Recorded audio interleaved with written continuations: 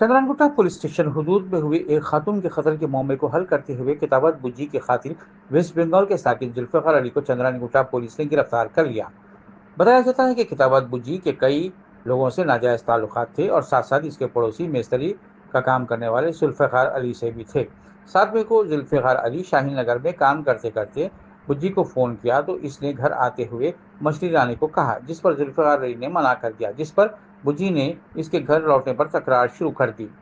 कुछ देर बाद जुल्फिकार से लड़ाई की, जिससे तंग आकर जुल्फिकार ने बुज्जी का गला काट दिया और इसे आग लगा दी और घर के बाहर आकर चिल्लाने लगा। मुकामी आवाम ने आग बुझाई और पुलिस को इत्तला दी। चंद्रानगुट्टा पुलिस ने तहकीकात के दौरान बुज्जी के कातिल जुल्फिकार अली को गिरफ्तार करके अदालत में पेश